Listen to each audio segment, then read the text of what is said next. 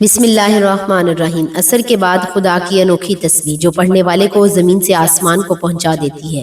یہ تسبیح وہی پڑھتا ہے جسے اللہ چن لیتا ہے، وہ تسبیح یہ ہے۔ محترم ناظرین، آج آپ کے لیے نماز عصر کے بعد اللہ تعالیٰ کی ایک ایسی انوکھی تسبیح کا عمل لے کر حاضر ہوئی ہوں کہ جو شخص اس تسبیح کو نماز عصر کے بعد بتائے گئے طریقے سے پڑھ لیتا ہے تو اللہ تعالیٰ پڑھنے والے کو زمین سے آسمان تک پہنچا دیتے ہیں۔ اس کی ہر خواہش پوری ہوتی ہے، اس کی ہر دعا قبول ہو جاتی ہے، اس کی تمام حاجات پوری ہو جاتی ہیں، اس کی تمام پریشانیاں، لڑائی جھگڑے، اولاد کی نافرمانی، قرضوں سے نجات عطا کر دی جاتی ہے۔ وہ تسبیح یہ ہے جسے اللہ چن لیتا ہے، جو اللہ تعالیٰ کا محبوب بندہ بن جاتا ہے، اللہ اس کو یہ تسبیح پڑھنے کی توفیق عطا فرماتا ہے۔ تو خدا کی انوکھی تسبیح کون سی ہے، اس کے بارے میں جاننے کے لیے گزارش ہے کہ ویڈیو کو آخر تک لازمی دیکھیے گا۔ محترم عزیزو، اللہ تعالیٰ نے انسان کی زندگی کے مختلف اوقات میں خاص برکتیں رکھی ہیں، ان میں عصر کا وقت سب سے الگ پہچان رکھتا ہے۔ یہ وہ گھڑی ہے جب دن اپنے اختتام پر ہوتا ہے، انسان اپنی کوششوں کو سمیٹتا ہے۔ یہ وقت محنت کے بعد سکون تلاش کرنے کا ہے۔ اللہ تعالیٰ نے اس لمحے میں اپنی عبادت کو لازم قرار دیا تاکہ بندہ یاد رکھے کہ اصل سکون دنیاوی محنت میں نہیں بلکہ رب کے ذکر میں ہے۔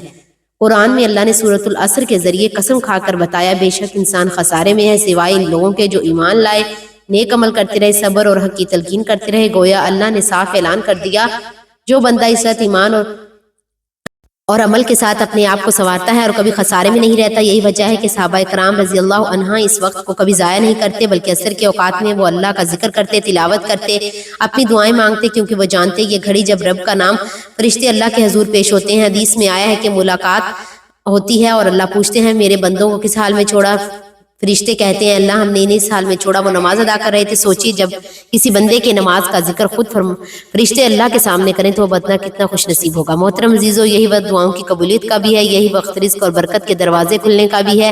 اسی لیے اولیاء ہمیشہ یہ کہا کرتے تھے، جو شخص عصر کے بعد اللہ کو یاد کرتا ہے اس کا رزق بڑھ جاتا ہے، اس کے معاملات میں آسانی ہوتی ہے، اس کے دل کو سکون پہنچتا ہے، کیونکہ اللہ کا وعدہ ہے جو اس کے شکر گزار بندے ہیں اللہ ان پر اپنی نعمتیں برکتیں بڑھا دیتا ہے۔ لیکن دل پر سکون ہے، گھروں میں جھگڑے، کام میں برکت نہیں، اولاد فرما بردار نہیں، سب اس لیے ہے کہ ہم نے اس گھڑی کو ضائع کر دیا جو ہماری اصل طاقت ہے۔ اگر ہم نماز عصر کو وقت پر پڑھیں، اس کے بعد اللہ کا ذکر کریں تو انشاءاللہ زندگی کی ہر دروازے پر رحمتیں برسنے لگیں گی، مشکلات کے تالے ٹوٹ جائیں گے، کیونکہ اللہ کے ذکر میں وہ طاقت ہے جو بندے کو زمین سے آسمان تک بلند کرتی ہے۔ محترم عزیزو، نماز دین کا ستون ہے، اس کے ذریعے ہی انسان اللہ کے قریب ہوتا ہے، لیکن اصل راز نماز کے اندر خشوع و خضوع ہے۔ قرآن میں اللہ نے فرمایا، یقیناً کامیاب ہوں گے وہی مومن جو اپنی نمازوں میں عاجزی اختیار کرتے ہیں۔ یہ آیت ہمیں یہ سبق دیتی ہے کہ نماز صرف ظاہری عمل نہیں بلکہ اس میں دل کی کیفیت اور عاجزی بھی ضروری ہے۔ لیکن افسوس، آج بہت سے لوگ نماز کو بس جلدی جلدی پڑھ کر جان چھڑانے والا کام سمجھتے ہیں۔ وہ رکوع و سجود پورے نہیں کرتے، تلاوت کو ٹھہراؤ سے ادا نہیں کرتے اور ان کی نماز بس ایک رسم رہ جاتی ہے۔ ایسے لوگوں کے بارے میں نبی کریم صلی اللہ علیہ وسلم نے فرمایا، جو نماز پوری نہ پڑھے تو وہ نماز لپیٹ کر اس کے ہی منہ پر مار دی جاتی ہے جیسے کوئی پرانا کپڑا پھینک دیا جائے۔ یہ کتنی سخت وعید ہے۔ جس نماز کو ہم فخر سمجھتے ہیں، اگر اس میں خشوع و خضوع نہ ہو تو وہ ہمارے منہ پر واپس کر دی جاتی ہے اور ہمارے لیے شفاعت کی بجائے وبال بن جاتی ہے۔ اس کے برعکس جو بندہ نماز کو سکون اور عاجزی کے ساتھ ادا کرتا ہے، اللہ تعالیٰ اس پر اپنے خاص انعامات نازل کرتا ہے۔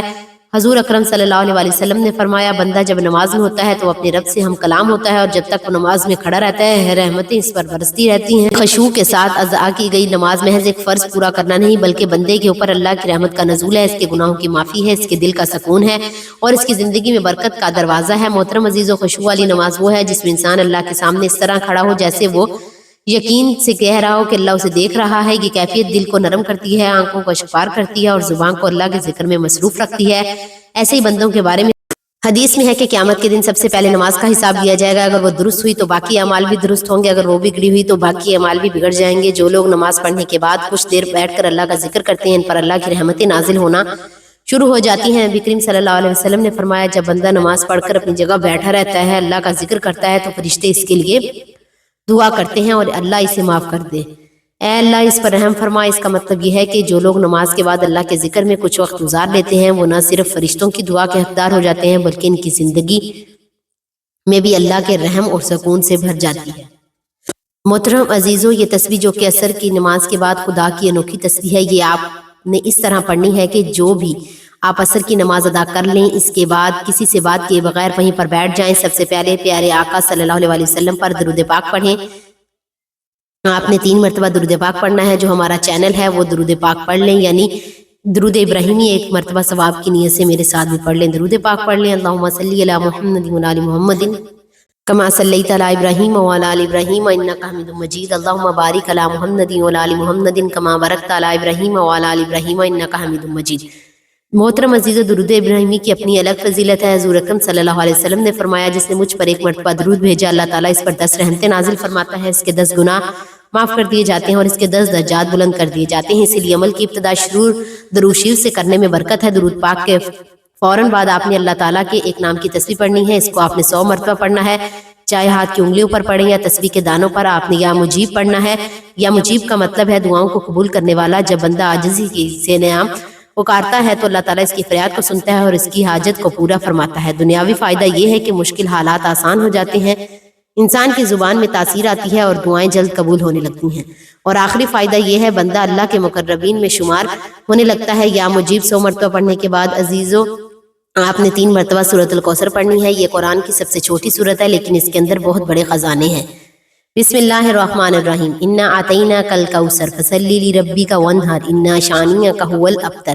اس سورت کا معنی یہ ہے کہ اے نبی، بے شک ہم نے آپ کو کوثر عطا کیا، پس آپ اپنے رب کے لیے نماز پڑھیں، قربانی کریں، بے شک آپ کا دشمن ہی بے نصر رہے گا۔ اور سورت کی فضیلت یہ ہے کہ اللہ نے اپنے حبیب کو جنت میں کوثر جیسی نہر عطا کی۔ جو بندہ اس سورت کو اخلاص کے ساتھ پڑھتا ہے، اس کے رزق میں کشادگی ہوتی ہے، اس کی دعائیں قبول ہوتی ہیں اور وہ دشمنوں کے شر سے محفوظ رہتا ہے۔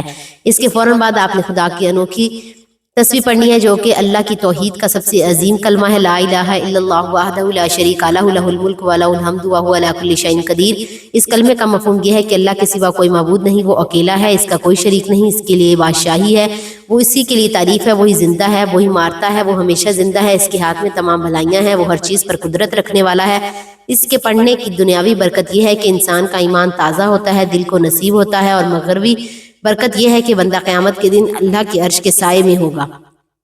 محترم ناظرین، اس کے بعد آپ نے 3 مرتبہ پھر وہی درود ابراہیمی پڑھنا ہے تاکہ یہ وظیفہ مکمل ہو جائے۔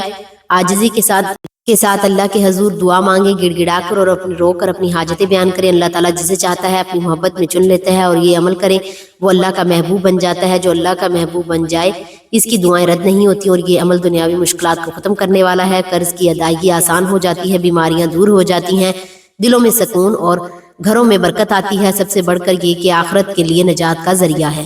محترم عزیزو، یہ عمل محض ایک وظیفہ نہیں بلکہ اللہ رب العزت کے قریب قرب کا ذریعہ ہے۔ جو بندہ عصر کی نماز کے بعد اسے خدا کی انوکھی تسبیح کو اپنی زندگی کا حصہ بنا لیتا ہے، اللہ تعالیٰ اس کے دل کو نور سے بھر دیتا ہے، مشکلات سے دور ہو جاتی ہیں، غم کے بادل چھٹ جاتے ہیں، اور اس کی دعائیں شرف قبولیت پاتی ہیں۔ آخر میں اللہ رب العزت سے دعا ہے کہ یا اللہ ہمیں اخلاص کے ساتھ اپنی عبادت کرنے کی توفیق عطا فرما، ہمارے دلوں کو اپنی یاد سے زندہ رکھ اور اپنی رحمت کے اور مغفرت کے سائے میں لے لے۔ محترم ناظرین، گزارش ہے کہ اللہ تعالیٰ کے 99 ناموں میں سے کوئی ایک نام لکھ کر کمنٹس میں ضرور شیئر کریں۔ اللہ تعالیٰ ہم سب کا حامی و ناصر ہو، آمین، جزاک اللہ۔